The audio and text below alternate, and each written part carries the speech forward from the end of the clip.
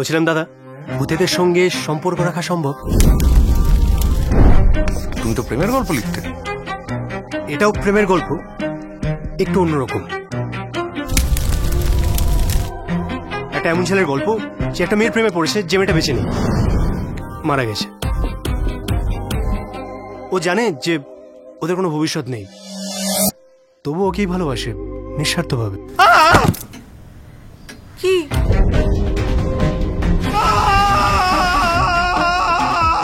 Shut up হয়ে গেছে? বলেছিলাম সারা জীবন পাশে থাকবো। ধরে নে, এটা আমাদের বোনাস রাউন্ড। বাঙালি যা আড্ডাবাজ, ভূতেদেরকে নিয়েও খেজুর করতে ছাড়ে না। আমি জয়ীকে দেখতে পাই। তোর কি মাথাটা পুরোপুরি খারাপ হয়ে গেছে? প্রত্যেকটা ভূতই না কোনো একটা পারপাসের জন্য ফেরত আসে। দেখুন, ভূত বলুন বা ভগবান, সবই কিন্তু আপনার বিশ্বাসের উপর। লোকজন যদি জানতে পারে তুই ভূতের সাথে ঘর করছিস, লোকজন তোর প্রেমে পড়বে। আর আমার অন্য কোনো মেয়েকে পছন্দ না। তার মানে তোর এখন ছেলেদের পছন্দ?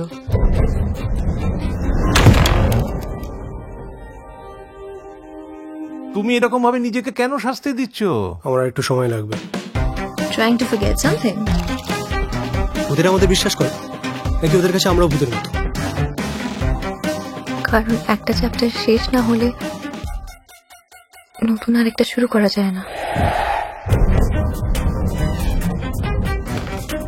একমাত্র দুটো ক্ষেত্রেই মানুষ নিজের প্রিয়জনের ভূতকে দেখতে পায়। যে কোনো ক্রাইসিস হওয়ার ঠিক পরে, একটা খুব বড় বিপদ হওয়ার ঠিক আগে। সামনে কিন্তু ঘোর দুর্যোগ।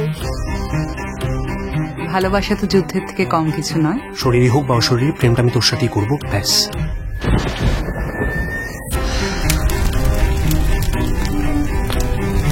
ভূত ভূত বলে কিন্তু খোটা দিবি না, বলে দিলাম। মাথাটা কিন্তু গরম হচ্ছে।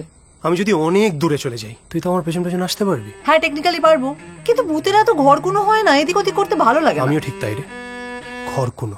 তাই এদিক ওদিক অন্য কারোর সঙ্গে না ঘর বাঁধতে পারবো না।